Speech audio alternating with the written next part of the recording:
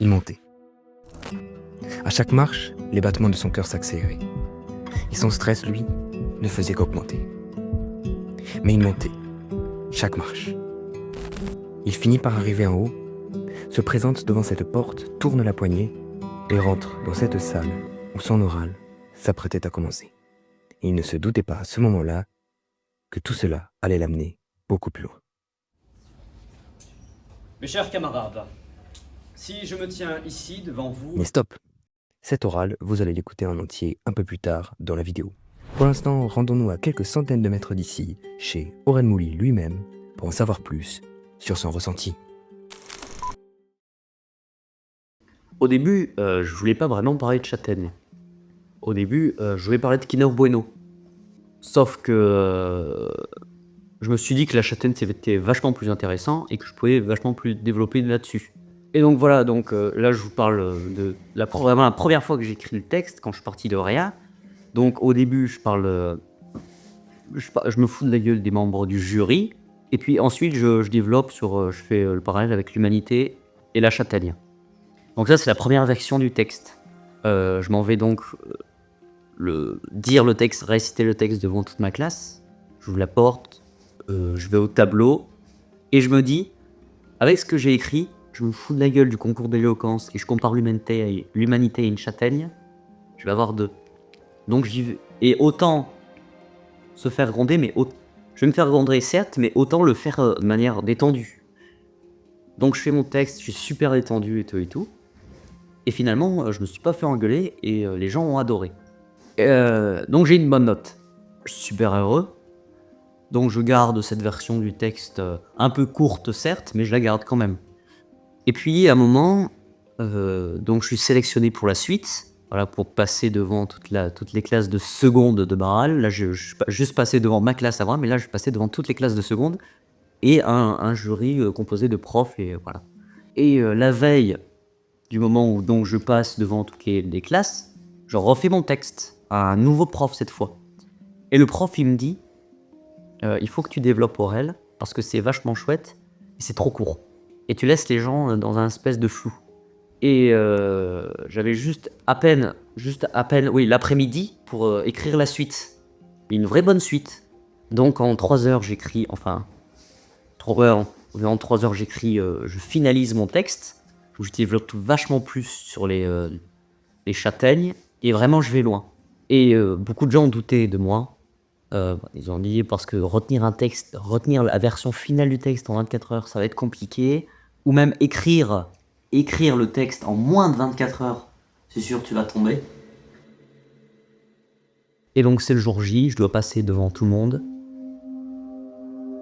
Et je monte les escaliers. J'ai peur, je tremble, je suis accompagné par ma classe. Je monte les étages. Et puis j'arrive dans un grand couloir, devant les 2 portes qui mènent justement dans l'immense salle d'études où je vais passer. Avec une estrade et tout. Quand j'ouvre les portes, en fait, je me visualise comme un gladiateur, vous savez, qui fait ses derniers pas avant d'entrer dans l'arène et de se faire mordre par un lion, de se faire manger. Parce que je m'attendais justement à me faire manger, Tout le monde disait que ça allait être très compliqué. Et moi, j'ai pas beaucoup d'estime de moi-même. Et donc, je me dis, ouais, ça va être nul. On est 8 à passer devant tous les secondes. On se met dans un certain ordre, on passe donc dans un certain ordre, et plus les gens passent, plus je stresse. Et puis, pour arrêter de stresser, je me dis, les gens qui me regardent là, c'est des pubs. Parce que eux déjà, ils n'ont pas été sélectionnés par la suite, et de toute manière, ils sont obligés de me voir, moi qui ai réussi. Et là, je gonfle mon ego pour vraiment arrêter de stresser et de me dire mais je suis le meilleur et tout.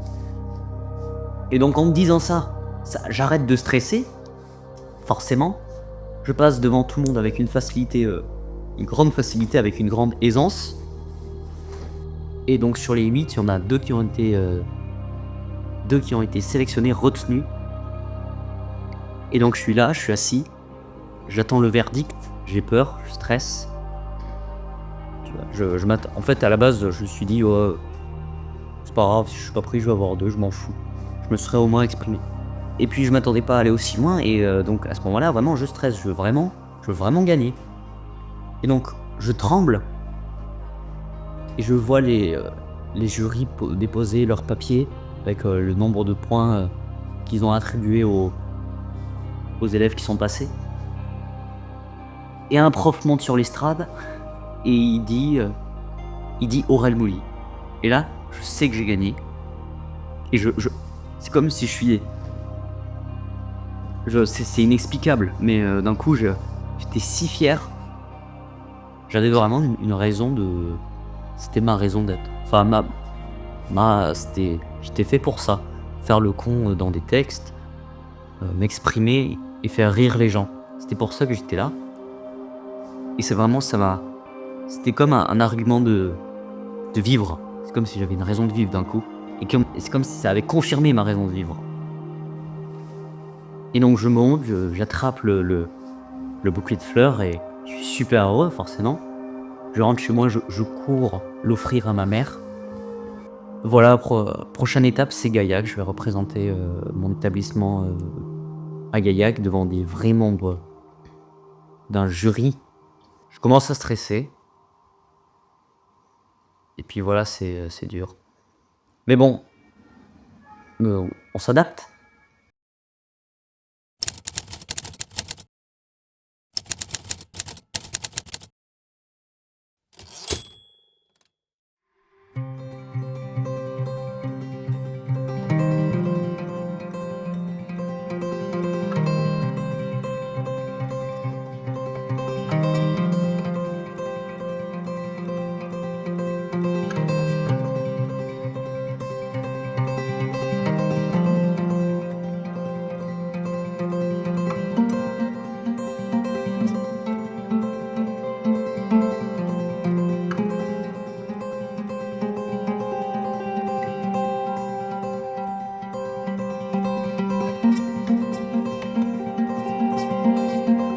Je suis un peu stressé, mais je me repasse la chanson de Johnny Hallyday, Allumer le feu, et surtout le premier couplet, tourner le temps à l'orage, revenir à l'état sauvage.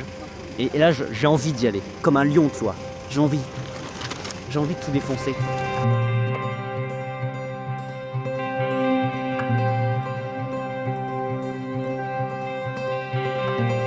De toute manière, c'est la seule occasion, peut-être la seule occasion de toute ma vie que j'aurai de faire le con en live devant plus de 400 personnes. Alors faut que je le fasse bien.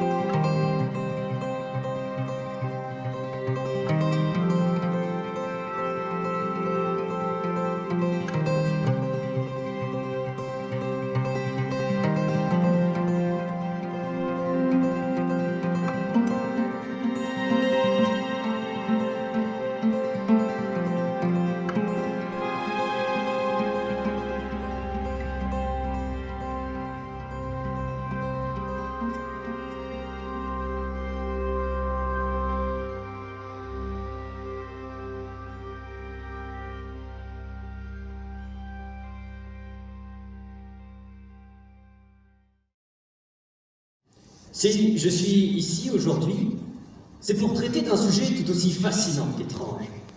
Je parle bien évidemment de l'humanité.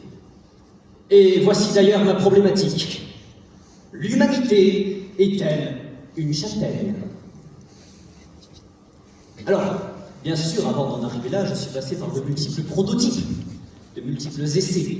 Et justement, la problématique d'un de ces essais était l'humanité en manque d'humanité?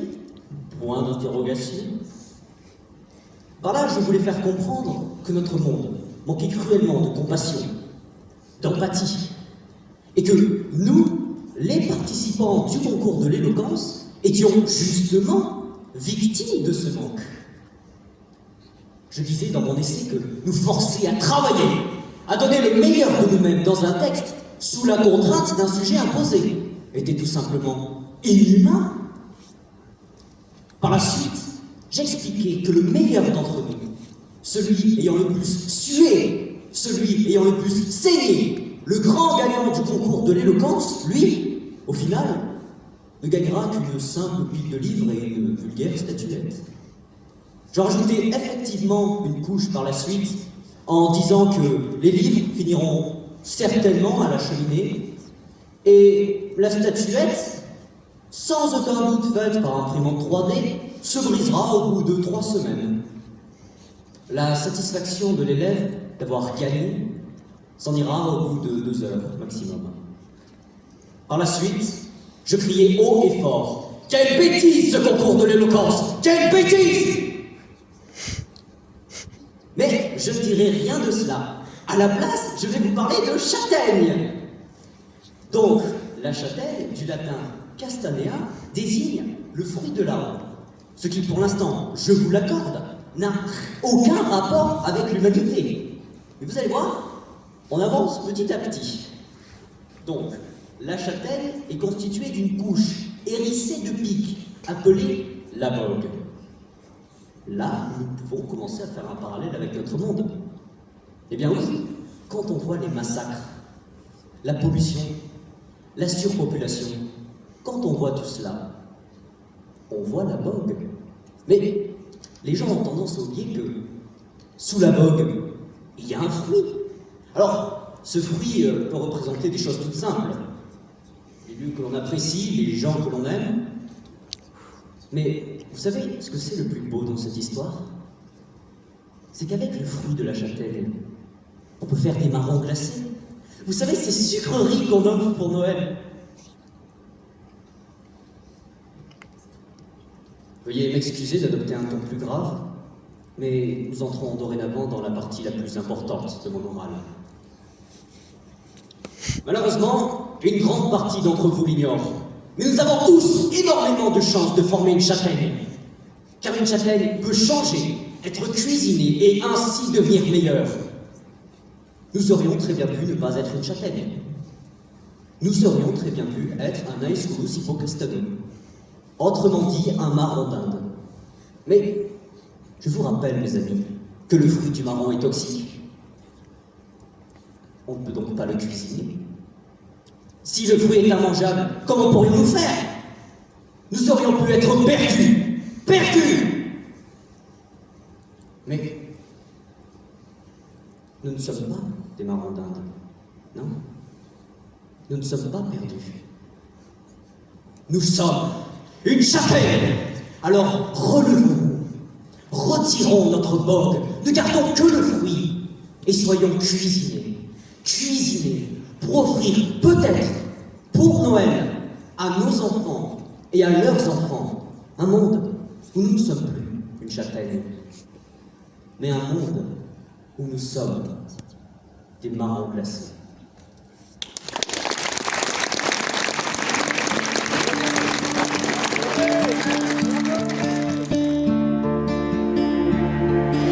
Je le sens plutôt bien. Il y a des moments, il y a un peu flou, je sais même pas ce que j'ai dit. C'est sorti tout seul comme ça, alors je sais pas si j'ai fait des conneries, si j'en ai pas fait.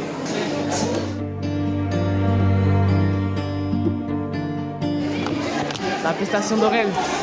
Waouh, c'était super, c'était aberrant. Aurel va représenter le Tarn. J'en suis persuadé. Claire, on s'en fout de Claire. Aurel va représenter le Tarn. La fille qu'ils ont envoyée pour nous rembattre nous, c'est comme si on mettait une souris contre un droit, donc ça n'a pas lieu d'être. Aurel va gagner, Aurel va représenter la France et Aurel va aller aux Jeux Olympiques.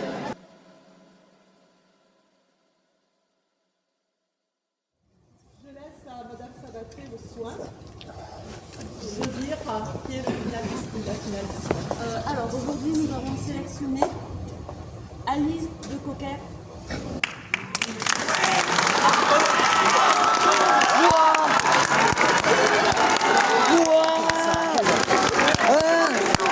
Mais non, mais la seule. Oh Seigneur. Au moins Claire, mais pas elle.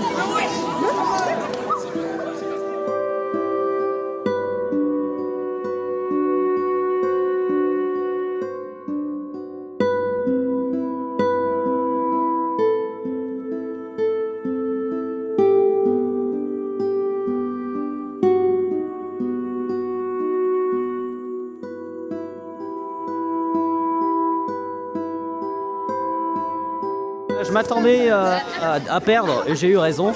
Je m'attendais aussi à être plus déçu que ça, mais finalement ça va. Et c'est pas grave, hein. C'est eux qui ont choisi. Comme ça.